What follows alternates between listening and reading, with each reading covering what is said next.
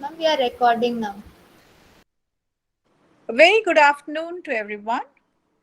Welcome to the third webinar or PhD dialogue in advances of public health nutrition, organized to celebrate the Poshan Mah, the National Nutrition Month 2021. Today we have Miss Garvita, and she's a PhD student in the Department of Foods and Nutrition, the Maharaja Sayajirao University of Baroda. And today's topic is awareness campaign about Ayush practices for better nutrition focus on ANC during pregnancy and lactation. And to introduce the speaker, I would request the moderator, Ms. Sabat Ansari, to take over. Over to you, Sabat. Thank you, ma'am.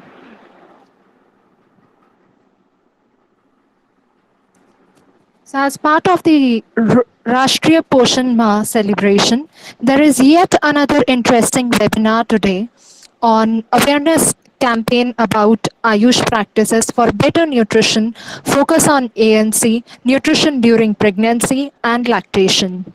So I introduce you all to our speaker for today, Ms. Garvita Kharbanda, who has done her graduation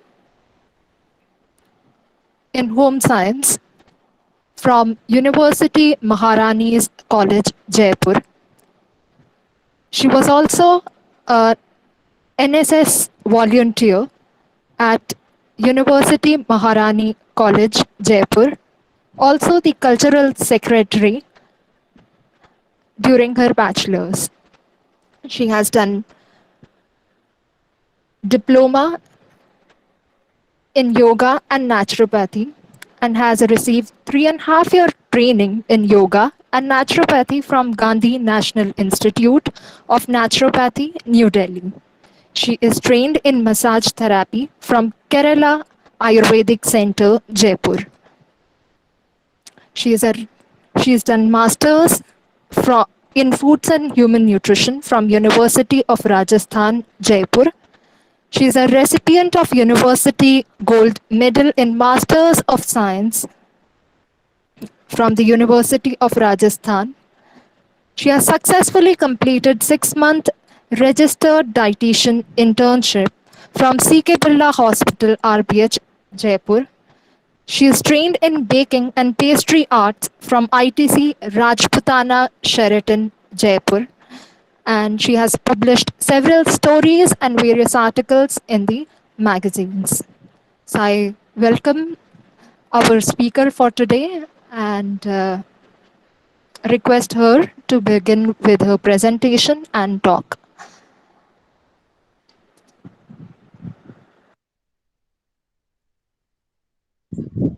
Thank you, Sabat, for such a warm welcome. Good afternoon, everyone. Myself, Garvita. So, as we all are going to celebrate our third week of Poshan Ma, I'll quickly introduce you with my topic that is on awareness campaign about Ayush practices for better nutrition.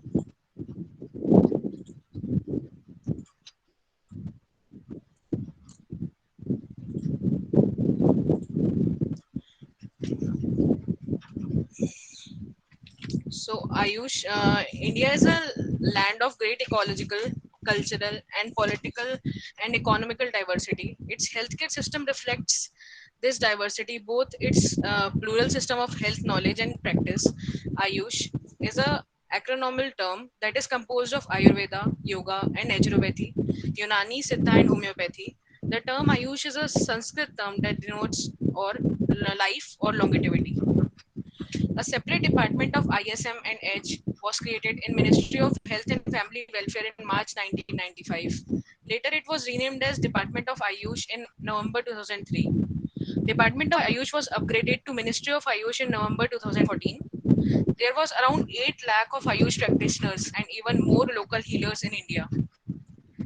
Objectives of Ayush include to upgrade the educational standard of Indian system of medicine and homeopathy colleges in the country, to strengthen existing research institution and to ensure time-bound research programmed on identified diseases for which these systems have been an effective treatment, to draw up schemes for cultivating, promoting, and regenerating medicinal plants that are used in these systems, to evolve pharmacopoeial standards of Indian subsystems of medicine and homeopathy drugs. Introduction. The Indian system of medicine is culmination of Indian thought of medicine, which represent a way of healthy living, valued with a long and unique cultural history. It also amalgamates the best of influences that came in from contact with other civilization, be it Greece, resulting in Unani medicine, Germany, homeopathy, or our sages, which gave us the science of Ayurveda, Siddha, or also naturopathy and yoga. Ayurveda, the art of total healthcare. Ayurveda is an ancient holistic system of healing. India's traditional system of medicine evolved 5,000 years back in India. Up Subveda of Atharvaveda place equal emphasis on body, mind, and spirit. Ayurveda, ancient art of healing. Ayur means life, Veda means knowledge, which give us the term Ayurveda. Ayurveda believes in close relationship between man and universe and the flow of cosmic energy in different forms between all living and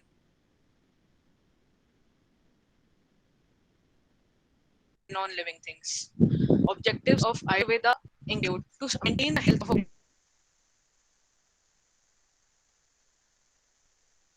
healthy person, to cure the health issues of health, focus on curing of illness as well as prevention and promotion of health in healthy individual. Swasthya rakshanam aturasya vikra prashmanam dha means protect the health of healthy and relieve the disease of the ailing. Panch Mahabhutas, the five elements are considered as developmental stage of the matter, that is, which is rigid, Prithvi, earth, which is fluidity, up, uh, up, water, that which is heat, Agni, fire, that which causes mobility, Vayu, air, which causes space, Akash, space. Everything in the universe, non-living or living, is composed of these five basic elements. So Ayurveda fundamental principles include three dosh, bioenergy theory. These five elements combines with each other to give rise to three functional biostatic energies in the body, responsible for all biological, physiological, and psychological functions of the body and mind. Main factors responsible for formation, existing,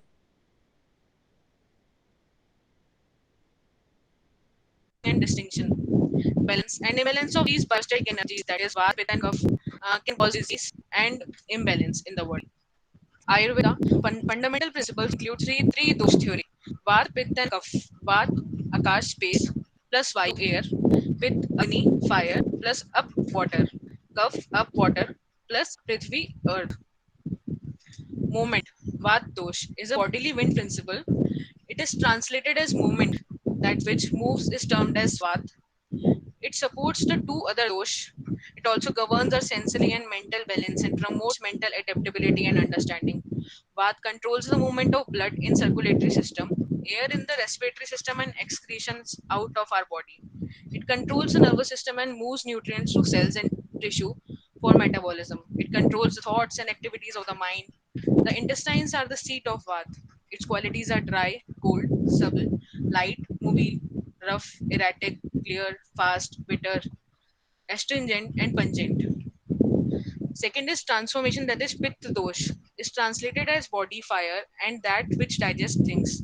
It is responsible for all chemical and metabolic transformations in the body. It also governs our mental digestion and our capacity to perceive reality and understanding things. The small intestine, stomach, sweat glands, blood, fat, eyes, and skin are seats of Pitta. Its qualities are hot, oily, light, intense, fluid, sharp, soft, smooth, sour, pungent, and salty. Then, Kaph dosh is biological water and which holds things together. It provides body and substance and gives support. It provides emotional support in life and governs such positive emotional traits. For example, love, compassion, modesty, patience, and forgiveness. It fills spaces in the body, giving biological strength, vigor, and vitality. The chest is the seat of cough. Its qualities are oily, cool, heavy, stable, dense, smooth, dull, wet, slow, cloudy, sweet, sour, and salty. Now, formation of constitution. How an human individual is formed.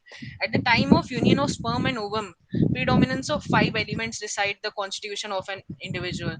Once this proportion is set, generally it remains permanent for lifetime of that individual. Factors which are responsible for prakriti, that is nature of an individual, nature of sperm and ovum at the time of conception, nature of the condition inside the uterus, food and other regimens adopted by mother during pregnancy, nature of five elements comprising the fetus. Role of Ayurveda in promoting maternal and child health. So Ayurveda has a great role in promoting maternal and child health. The science of life could contribute significantly in improving mothers and newborns' health as well as reducing disease and disabilities. The main focus of this regimen is woman herself. If she is healthy, the child is going to be healthy. There are various measures to support and assist a woman so that she remains at the core of pregnancy and childbirth poses. The high emphasis on assistance by wise, experienced women during childbirth highlight the home-based maternity care with backup facility. The use of locally available resources in preventive and promotive regimen reduces cost of curative obstetric services. The role of Ayurveda is immensely important in prevention of obstetric complications. It not only reduces the various potential risk to the pregnant woman, it is also cost effective for delivering women and their families. The approach underlying this regimen can become one of the core strategies essential to improve overall health of women. Pregnancy and childbirth are one of the most critical events in women's life cycle that maintain the continuity and existence of human species in this world. However, this natural phenomena turns into a nightmare for large number of communities, particularly those residing in South Asian countries having high maternal mortality ratios across the globe. Every 7 minutes, one woman dies in India due to pregnancy and childbirth related causes. For every 1,000 live births, more than 50 infants lose their lives before they complete their first year, and more of these deaths occur in first few days of their birth. Most of these deaths occurs among poor tribal communities from remote rural areas, which are difficult to assess. The role of Ayurveda in promoting maternal and child health. This includes Ayurveda, which focusing on Gujarat. Here we will provide a glimpse of systems, strengths in area of maternal health, which have been put to use by this author. It promoting nutrition. How Ayurveda helps in promotion of nutrition. Care of women's body, according to Ayurveda, starts much earlier than her actual pregnant state. The nutritional status of parents, particularly women, has a direct bearing on pregnancy outcome. A combination of ahar, food, vihar, action, which are emotions and thoughts, and osad, medications, is essential to improve nutrition. A wholesome diet based on locally available foods and herbs compatible to one's own body constitution, body requirements, and seasons is essential. This needs to be accompanied by changes in actions and emotions for providing medications that are usually herbo-mineral combinations. Ayurveda has detailed regimen based on various phases in a day, the changing season, the physical properties of food, and herbs, specifically ashwagandha, shatavari, gokshur, and amla are herbs of choice, which are recommended to incorporate it in one's diet. In partnership with Department of Ayush, Chetna initiated a nutritional awareness campaign in Sabarkantha and Mehsana district of Gujarat. Common symptoms of nutritional deficiency and anemia were shared to correlate with local terms that are nablai, weakness. The reasons for this condition being a busy, hectic schedule of life, overwork and worries, and above all, an inadequate intake of nutritive foods like milk, fruits, ghee, etc. To counter anemia, various local herbs and foods such as aloe and garden cress were suggested as remedies. Interaction with Ayurvedic physicians also led to a list of herbal mineral preparations, of which a combination of two was shortlisted. Saptamrit Loha and Arogya Vardhini IEC activities for children, adults, and young women, men were held to enhance access to nutrition and Ayurvedic treatment for the public health system. Post campaign review indicated an increase in hemoglobin levels up to 2 gram per person in a period of 3 months, as well as change in nutrition and lifestyle practices. Preconception care is important. That is also mentioned in Ayurveda. Measures for healthy pregnancy and childbirth begin before conception. Ayurveda lays emphasis on physical and emotional maturity at the time of conception. Rituals and dietary modifications are suggested to ensure optimum quality of ova and sperm, as well as balanced state of body processes and emotions. This understanding, that is, to ensure health and maturity before conception, needs to be included in all formal and non-formal life skill education efforts of young people. Care during pregnancy, Ayurveda has also briefly classified how a woman should take care during pregnancy to ensure that health of a woman and child is maintained. Suggests a comprehensive holistic regimen, Garbhini Parichay. The regimen corresponds to growth and development of the fetus and comprises of measures related to ahar, diet, vihar, activity, and vichar emotions.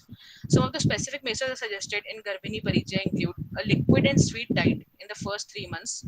Since the fetus is in fluid state, fulfillment of all desires of women, particularly during the fourth month corresponding to fetal heart, a sweet, liquid, and heavy diet focusing on intake of cereals in the next 3 months for optimal fetal growth.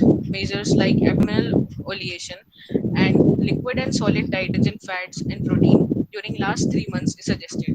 One of the critical measures in the use of yoni pichu vaginal tampon to used after 8 months. This is swab soaked in medicated oil placed in vaginal canal on the daily basis to ensure a smooth passage during delivery. Emphasis is laid on happy emotional mental state of women, indicative the active role of families during pregnancy. Care during childbirth. Childbirth is regarded as a natural process. For safe and easy childbirth, Ayurveda has proposed that before the ninth month of pregnancy, a wooden hut must be prepared for delivery in vicinity of women's residence. This hut must be equipped with light, fire, water, and necessary medicines and equipments.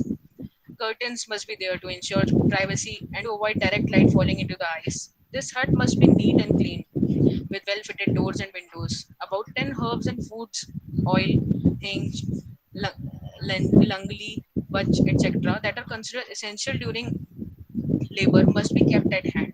Equipment such as needles, resuscitation tools, and other relevant instruments must be kept ready. The woman is expected to be the maternity hut in the 9 months of period. Ayurveda says that she must be accompanied and assisted by a wise woman who themselves have given birth, who are good hearted, have an attitude to serve others, affectionate, have a strong character, free from grief, having endurance, and capable of making a woman happy at peace.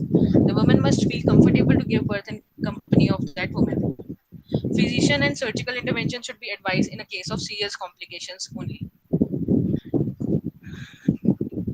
The wise women are advised to utter words for encouragement to the women during labor. As soon as the baby is born, the cord must be felt and cut when the pulsation stops.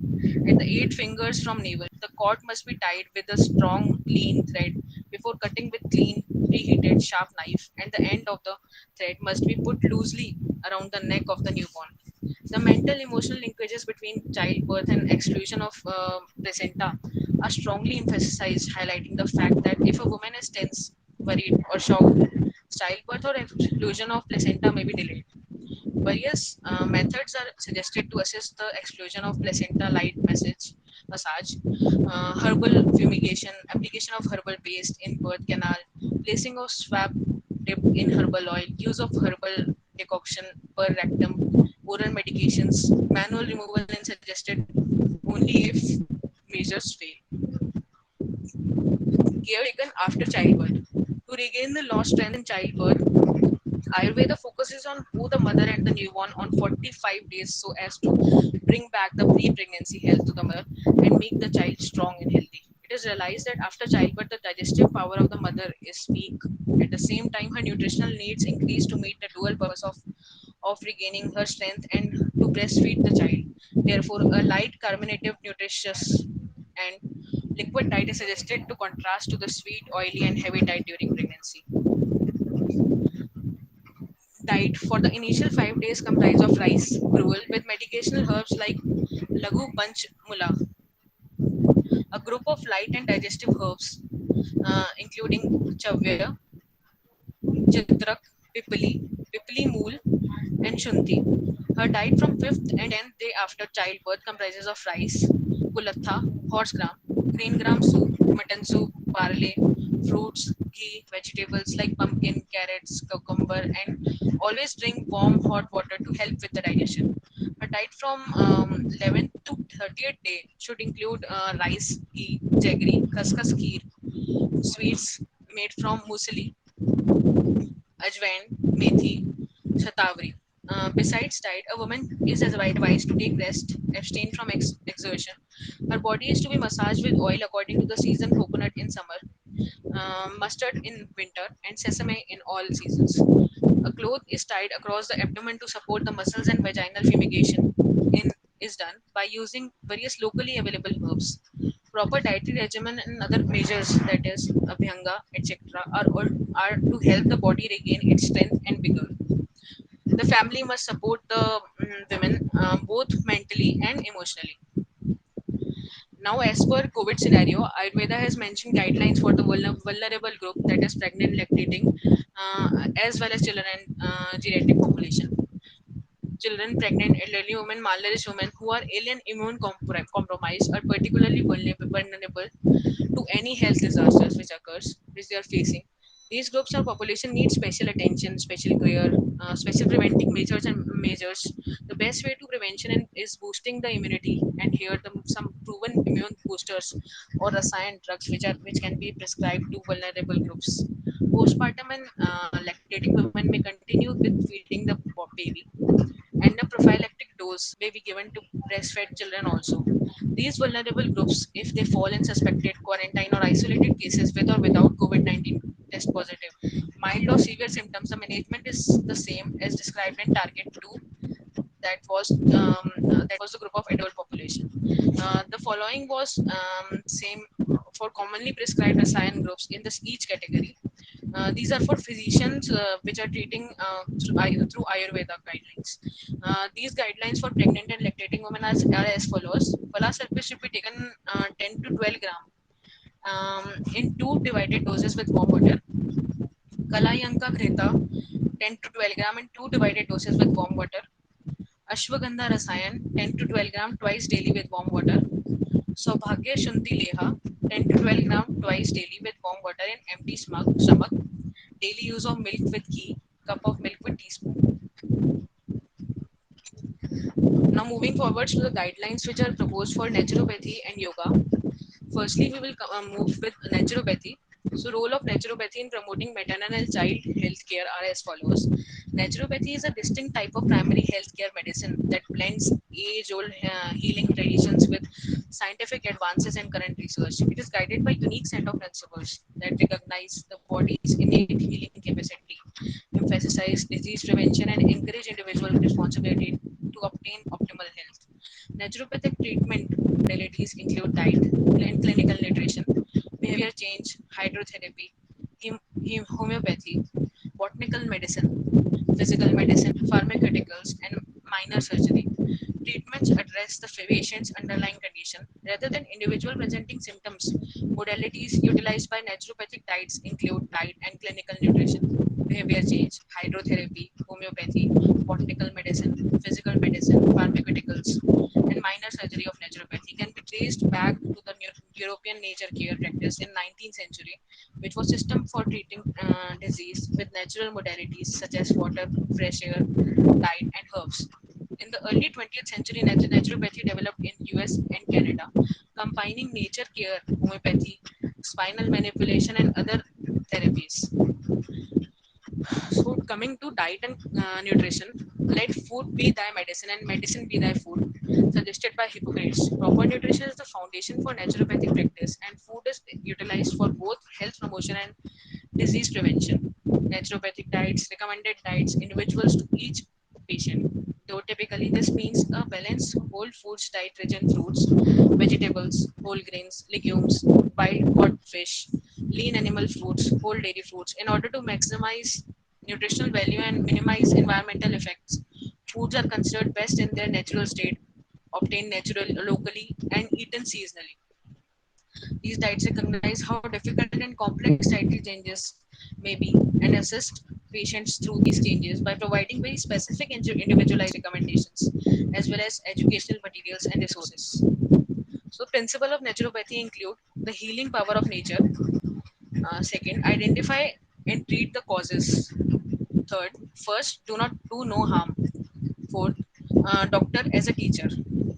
Fifth, treat the whole person. And sixth is prevention. The dietary guidelines which are proposed by Ayush Ministry is those diets should be taken according to taste within the available resources. Milk and milk products are useful for fetal nourishment and strength. Among milk products, Namnita, that is butter, Grata, ghee, Sira, milk, Rasala, a kind of curd preparation, are advised to take liberally. Fresh fruits, especially ripe yellow fruits such as gooseberry, jackfruits, grapes, and orange juice, especially during first trimester. Eat fruits high in iron, including dry fruits, raisin, and green leafy vegetables. The foods that contain folic acid, including whole grains, wheat germ, beans, etc., should be taken. Vegetables such as carrot, beetroot, unripe banana, fruits like apple, grapes, chiku, banana, and pomegranate should be included in diet as much as possible. Diet should contain sali, rice, goduma, wheat, laza, rice flakes, mudga, moong dal, etc. Jaggery and dates are also needed to be incorporated in diet. Plenty of meat soup is also good for Garbhini. Madhu, honey, and sarkara sugar are beneficial for the health of baby and mother. Sugar intake should be avoided in diabetic mothers. Liquid and semi-liquid diet can be taken in early pregnancy. Don'ts should not eat very hot, very cold, and stale food items. Should not have too much spicy, pungent, sour, salty, sweet food stuff. Should not eat the food which upsets the health. Should not overeat. Should not drink too much tea and coffee. Should not remain hungry or thirsty for a long time. Should not lie down immediately after food. Bihar, that is lifestyle. Do's always remain cheerful, sleep about 8 hours a night and take rest for about 2 hours in daytime. Take bath regularly and maintain hygiene. Wear clean, soft, comfortable, and loose clothes. Perform normal routine work. Visit the doctor periodically, regular intervals. Mradu Abhyanga massage with Lux Tela is advised. Mradu Saya cushion bed is advised to use always. Husband and other family members are advised to be supportive and keep a pleasant behavior with the pregnant women. Don'ts include for the lifestyle in Bihar include sleeping for long time in supine positions. These are don'ts.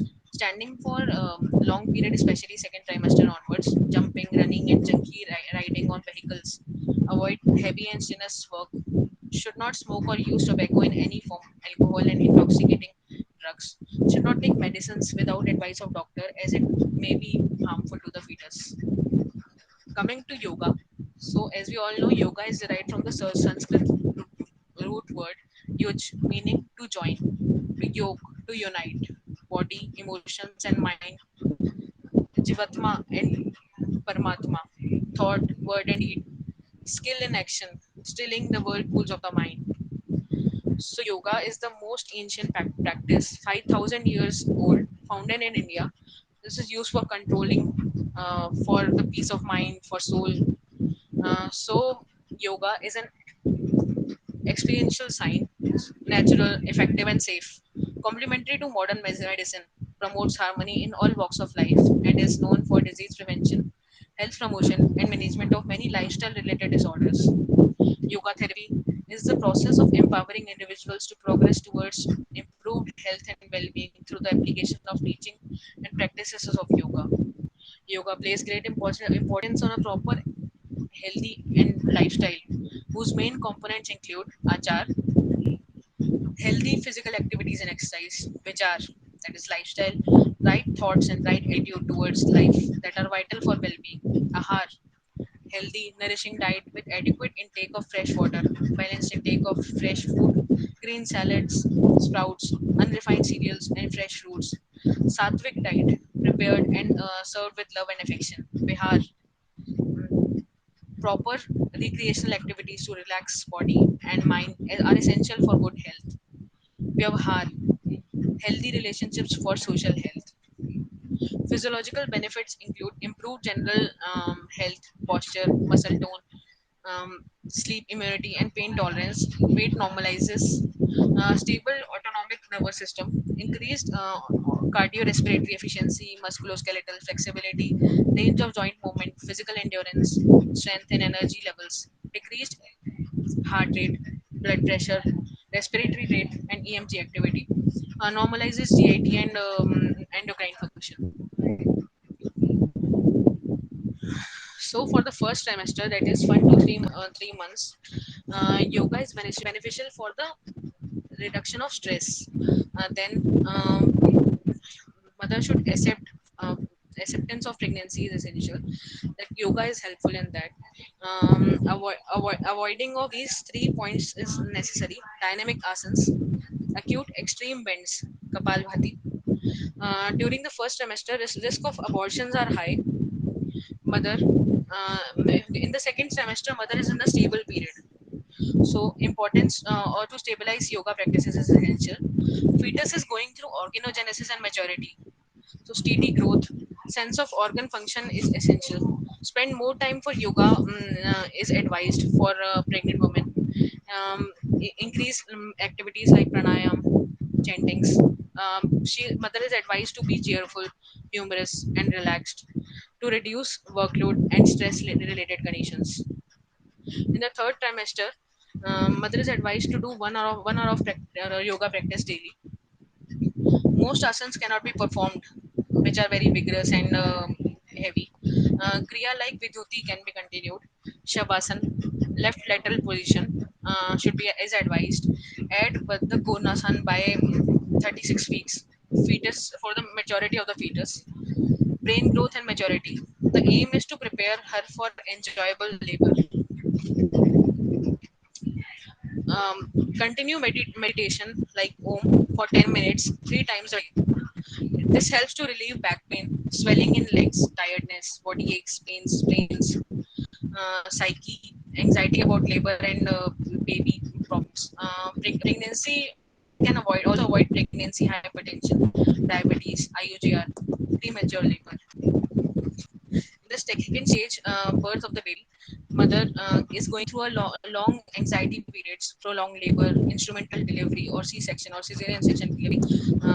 So lots anxiety is there. Respiratory difficulty in newborn also exists.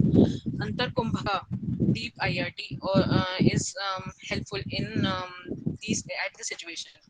Yoga after delivery, strengthen abdominal muscles, strengthen perineal muscles, avoid obesity, enjoy nursing, that is Bhakti. The first trimester, this is the first trimester practice start, including breathing exercises, loosening exercises, standing postures, sitting postures, spine postures. These are breathing exercises, um, loosening exercises, and then standing postures, strengthening exercises. Coming back to the first trimester practice chart, which is pranayam, sectional breathing, meditation, kriyas. Opening prayer should include Om Sahanam Bhavatu and other prayers, which can also be included during these kriyas, along with the closing prayers. So the second trimester practice chart, uh, which is recommended by Ayush Ministry for pregnant women. Breathing exercises like hand stretch, side stretch, loosening exercises. Particular time duration is also mentioned along with them. Forward bending, backward bending, side bending, shoulder rotation. These are recommended for second trimester pregnant women. Coming to the third trimester, breathing exercises, asanas, standing postures, sitting postures are recommended. Relaxation techniques like IRT, QRT, DRT, instant relaxation techniques, quick relaxation techniques, and deep relaxation techniques. Yoga not only prepares the body for normal delivery through the practice of yoga, calmness and super sense called the divine eye can be developed.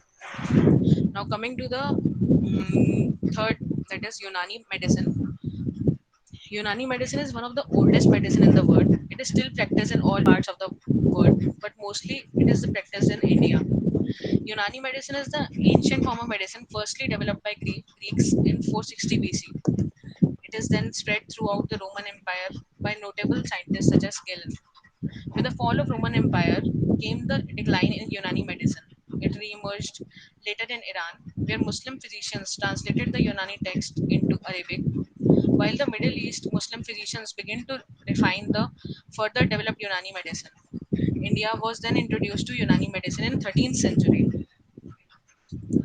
Unani means Greek. It derives from a Greek word lonia, the Greek name of Asia Minor coastline, from Arabic word of for Greece, Al Yunan. Hippocrates are the people who freed the medicine from realm of superstition and magic and gave it the status of science. Hippocrates are regarded as the father of Unani medicine.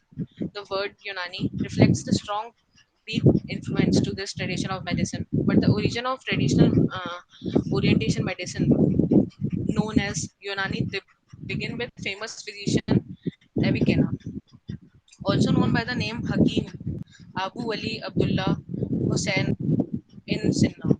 This physician and naturalist was so advanced in his insights and dedicated to his studies that he mastered a great deal of medical knowledge of his day when he was barely a teenager.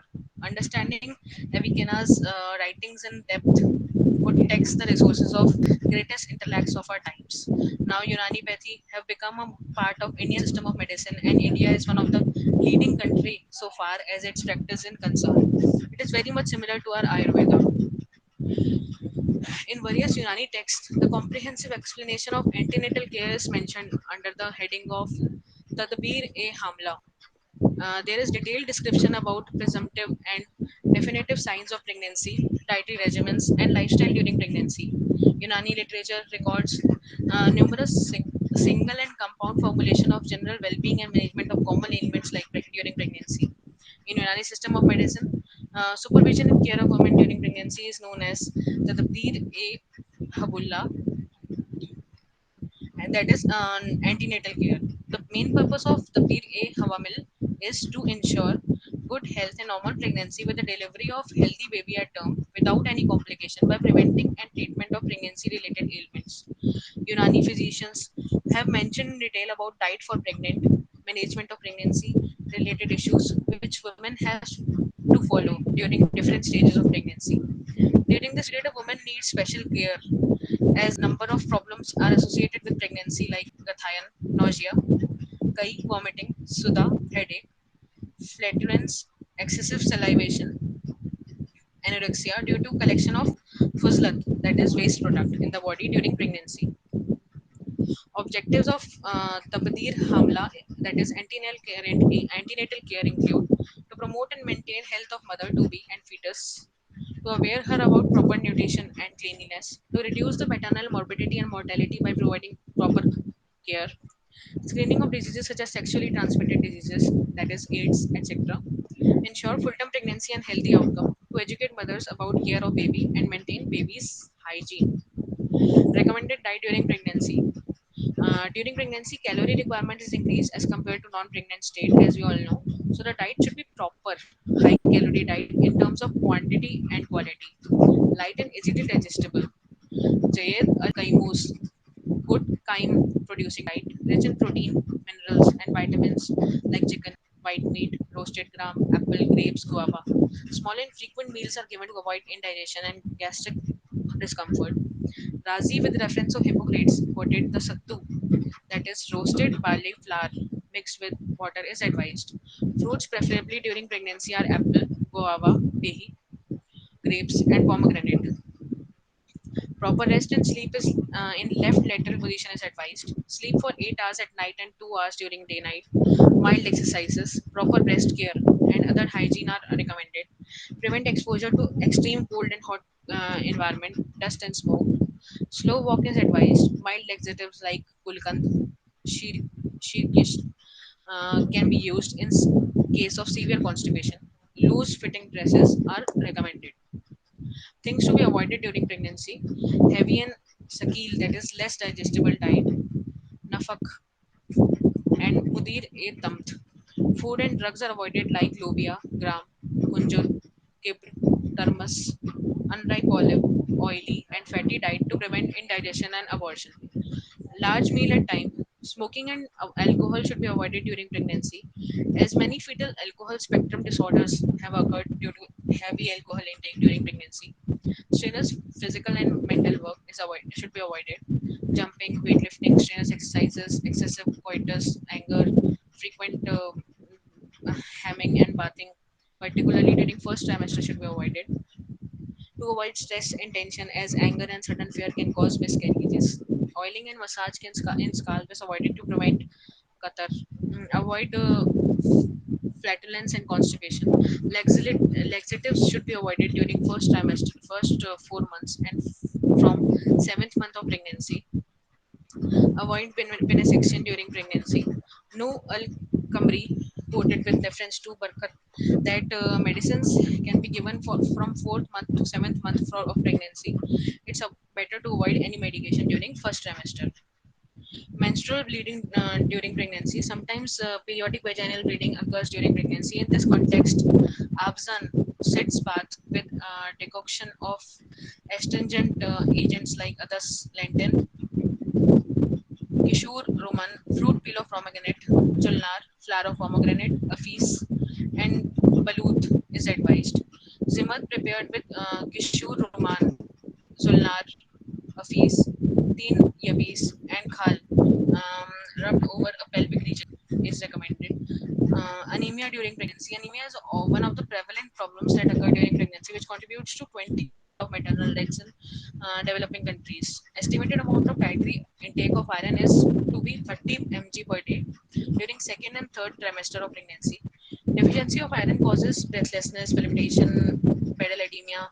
So management advised for this is correction of anemia before conception.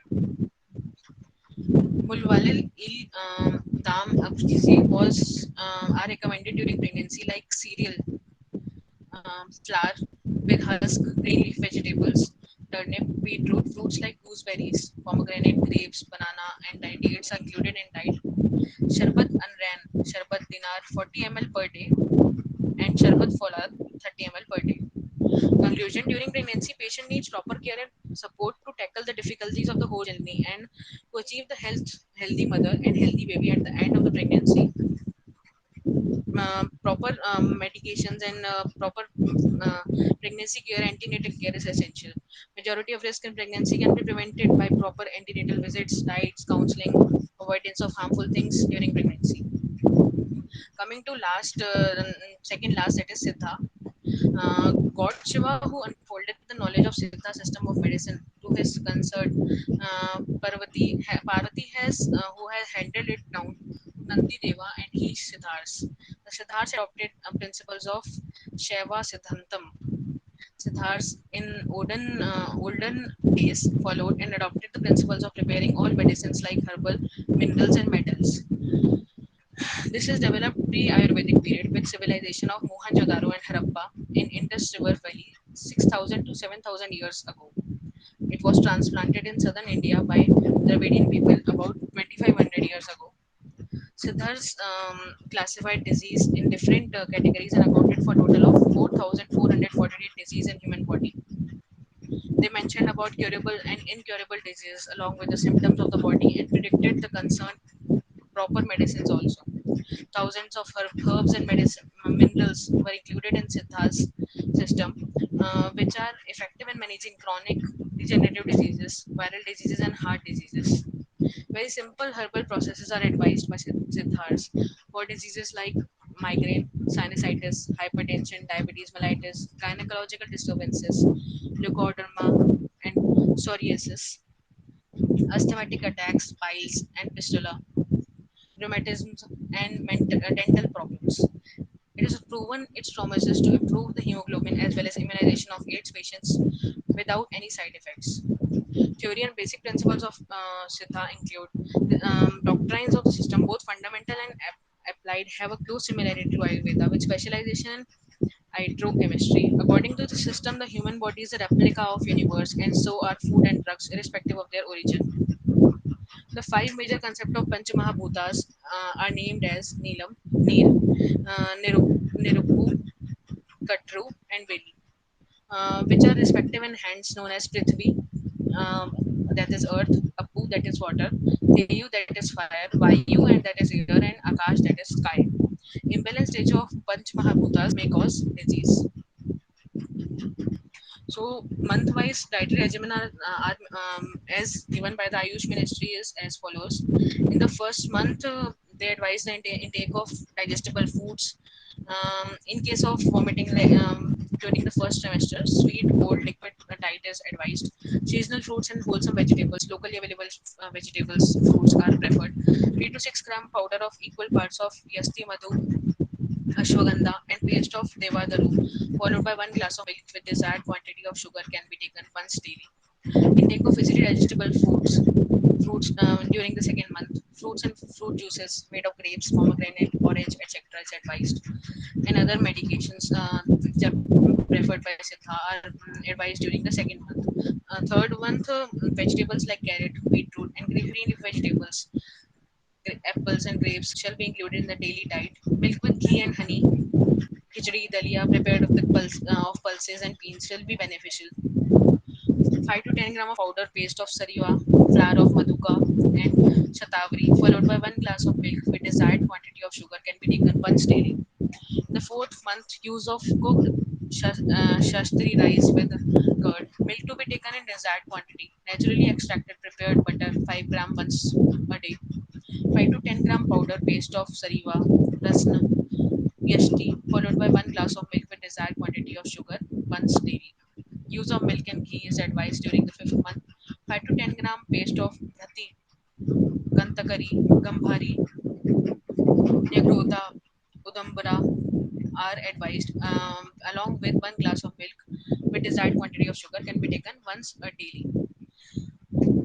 As far as 6th, 7th, and 8th month and 9th month are concerned, during 6 month, ghee medicated with coarse powder paste of gokshara, 5 to 10 ml ghee with warm water, milk once daily in morning is advised.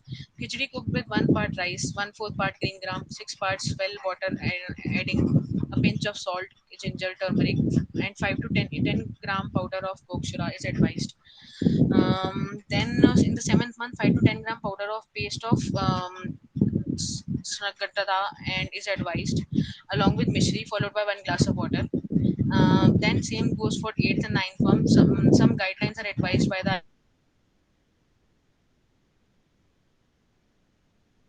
Ayush Ministry as far as Siddha is concerned.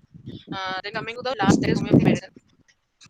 So that this is originated in the late 18th century, derived from the two Greek words homeos, like, and pathos, that is suffering, that means like disease, have a curative effect when given in very dilute quantities to sick people, believed to stimulate the body's own healing processes. This is considered as a most natural and effective and safe means of treatment. Principle of homeopathy include: first is similarity, second is individualized treatment for the patient, use of minimum dose. Coming to the first principle, that is similarity. Fundamental idea of homeopathy is similarity, stated by German physician Samuel Hahnemann in 1755 to 1843, is in 1796. This implies that substances capable of causing disorder in healthy subjects are used as medicine to treat similar patterns of disorders experienced by ill people. He viewed health as dynamic process, aimed to direct and stimulate the body's self-regulatory mechanisms. Coming to second principle, that is individualization of treatment of the patient. Characteristics of chosen medicine should be as similar as possible to the characteristics of illness in the patient. This closest match is called similimum. Similarity may be at the whole person level, taking into account the symptom and signs of the disease, the patient's physical build, personality, temperament, and genetic predisposition. This high level of individualization is not always required. Similarity may be at more specific local level, especially in treatment of acute conditions. Coming to the third principle, that is use of minimum dose. Doses used in homeopathy range from those that are similar in concentration to some conventional medicine. Vigorous shaking of solution together with impact of elastic collations during the manufacturing process is key element in the production of homeopathic medicines. Benefits include: it can be used by pregnant and nursing women. It can be used by children and infants. Does not interfere with medications taken by a person. If an incorrect remedy is selected, it is completely safe and will not harm the person at all. Very rare side effects are there as far as homeopathic remedies are concerned. It can also be used for chronic and acute conditions. Individualized system of medicine which treats the person. Holistic approach to healing. Readily available and can be used by anyone. Inexpensive and therefore provide an affordable approach to healing. Can be stored for long period of time. That it is non-invasive. As far as homeopathy is concerned, homeopathy is a very popular means of managing gynecologic and obstetric issues. Their speed of action, safety, and lack of interaction with drugs has made homeopathic medicines popular with midwives and other healthcare professionals around the world who are involved in pregnancy and labor. Some homeopathic medicines, such as arnica, Colophyllum, are often used routinely in pregnancy. While there are there may be case for this type of use. These two medicines, the best method for fusing homeopathy is to match the presenting symptoms with the proving symptoms of the remedy. These are some guidelines which are recommended by homeopathic medicines to control anxiety, premature birth, bleeding related to trauma. These remedies are advised for example, depression, fainting from fright, fear prior to labor, hemorrhage. These particular medicines are advised as far as homeopathic is concerned. Uh, there is effective remedies to help deal with possible problems during childbirth, such as cervix, which is slow to dilate, pain, excessive bleeding, retained placenta, and other difficulties. The following remedies are often required both during and after birth. So, if we are new to naturopathy, we're unable to consult a homeopath. So, we can start with aconite. The labor is too fast, the pains are very strong, and we have feeling of panic. Second is arnica, califos, pollution. These remedies are effective in during pregnancy, for labor, and to control birth treatments. After the birth, we can use homeopathic remedies to speed up healing for us and the baby. This will help to enjoy the whole experience more. Aconite, arnica, califos, and pulsatilla are advised for the for shock following the fear of intensity of birth and other treatments of, as far as homeopathic medicine is concerned. Tackling breastfeeding issues with homeopathic problems that can make it difficult for women to breastfeed successfully, including mastitis, painful nipples, and slow milk supply. One useful remedy is phytolacca of sore, cracked nipples, which hurt when baby nurses. It is also useful for breast infections where there are painful lumps in breast. Babies tend to respond quickly to homeopathic treatment. There are homeopathic remedies to help relieve the pain of colic and or teething, nappy rash, and more serious problems.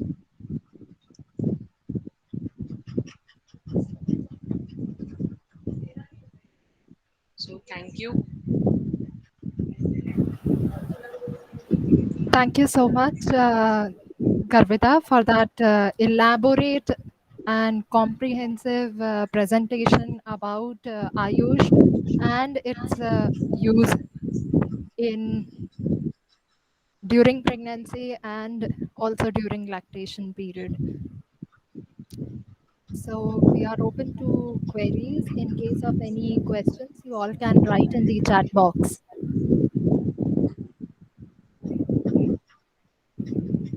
Yes, ma'am. Ma'am, you've raised hand.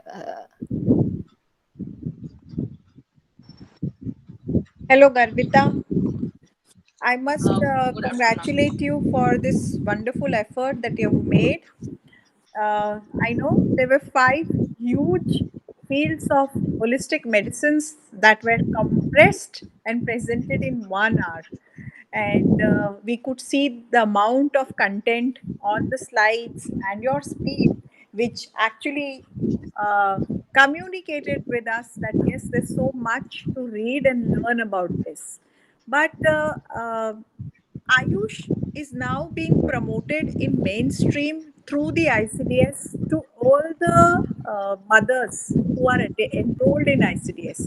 And the only reason behind it is there is so much which can be done, learned, and simple practices like the five principles which are presented in yoga about lifestyle, like ahar, vichar, and achar, and vyavhar, and what you think. So basically, it is a summary of what modern medicine talks about your health, about the food that you select, about your stress levels by your vichar, about your physical activity by achar, and how social you are. So when you look up the definition of health by WHO, it is defined as not just mere absence of disease, but physically, mentally, and socially also you need to be healthy.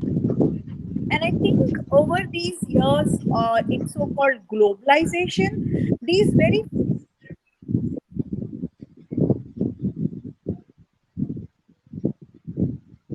so that is the reason why this topic has a great relevance in today's context. So once again, Garvita, I must say that you've done a wonderful job, and we would definitely encourage our listeners to go through these in more and more depth so that you learn more. Today, our topic was just limited to reproductive health, but there's much more that can be learned from Ayush.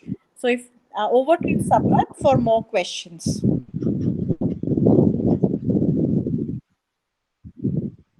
Yes, ma'am.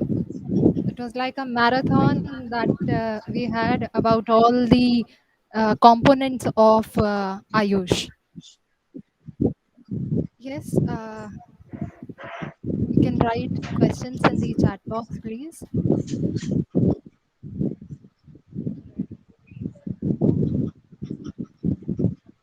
Okay, till the time others write their questions, I have a couple of questions that I can ask. May I, Garbita? Sure, Sabat. So, can you shed some more light on first the venesection? What is it exactly? Which section? Sorry. First, the FASD venesection was written. Like, what exactly it is? Is it a kind of complication that happens during pregnancy? In which slide? Do you remember number of slide? It was in Ayurveda, I suppose. I think it must be a complication which arises during during delivery, during labor.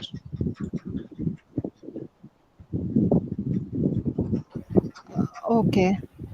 And something about the sharbats of Unani that you talked, the sharbat dinar, sharbat folad, sharbat anaren. So something more about it, like can these sharbats be made at home, or these are to be procured only from hakims?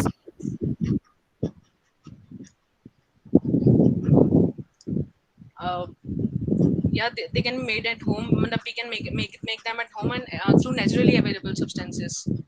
For example, we can make we can always make naturally available locally available foods through that. We can make sherbets through them, and yes, we can make not necessary we can go to any home, we should go to any hakim or so. Okay, thank you, Garvita. Any more questions? I don't see any question in the chat box.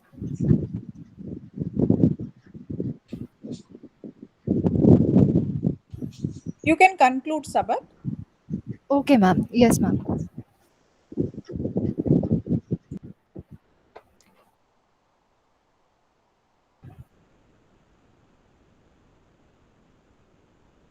I'm audible, right?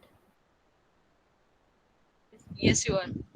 Okay, so I'll just conclude today's presentation, wherein Miss Garbita, she started with introducing the Ayush term to us and how a separate department of Ayush it came from the Ministry of Health and Family Welfare in the year 2003, and how there are around 8 lakh Ayush practitioners.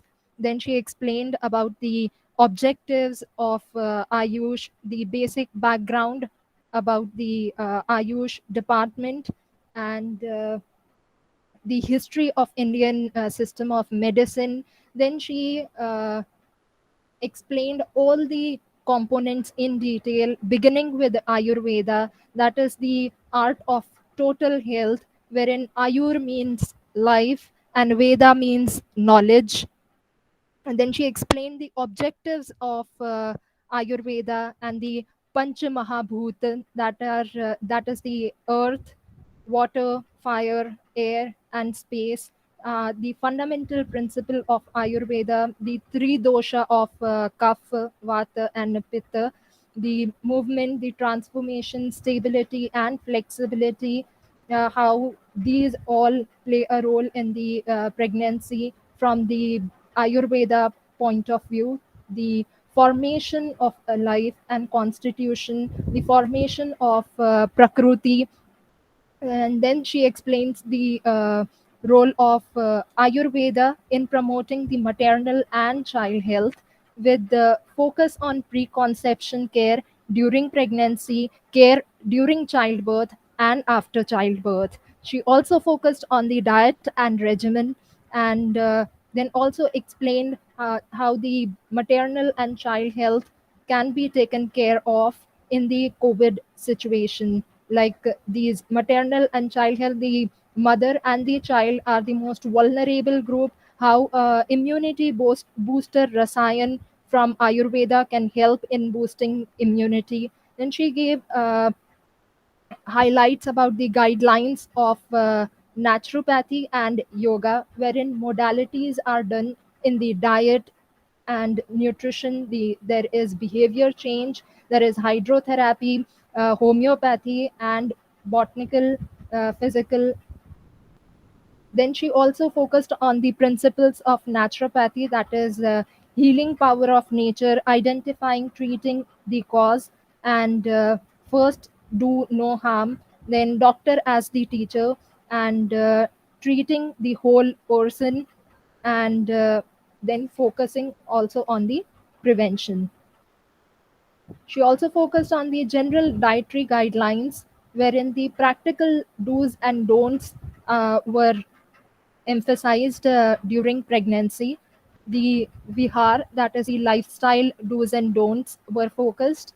Then she moved on to the yoga, which is the most ancient practice, and it is being practiced since last 5,000 years in India. It comes from a Sanskrit word to join, meaning yuj, meaning to join, and yoga, it places great importance on proper healthy lifestyle components, which are like achar, vichar, ahar, vihar, and vyavar. Some of the physiological benefits of yoga to calm the mind. Then she focused and explained on the type of yogasans that can be performed during the various phases of the 3 trimester of pregnancy. Then she also shared the practice charts of the yogasans during the different trimesters, the relaxation technique, and yoga. It not only prepares the body for normal delivery but also calms the body and develops a sense of divine eye. Uh, then she focused on the Unani medicine, and it is practiced in India by physicians called Hakims. And Hippocrates are considered as the father of Unani medicine. And she then comprehensively explained about the antenatal care that is there under the Tadbir Hamla, its objectives, recommended diet during pregnancy, the things that are to be avoided during pregnancy, and how the complications or the problem of menstrual bleeding or anemia, these complications can be managed using the Unani practices. Then moving on to the Siddha practice, that is any of the imbalance in the any of the element, it leads to a disease, wherein then she shared that Siddha gives a promising solution to increasing the hemoglobin levels and thereby reducing anemia. It also has immunity boosting solutions that can help in the condition of AIDS. Then she shared the month-wise diet regimen that can be followed, wherein milk was given importance along with a lot of other elements.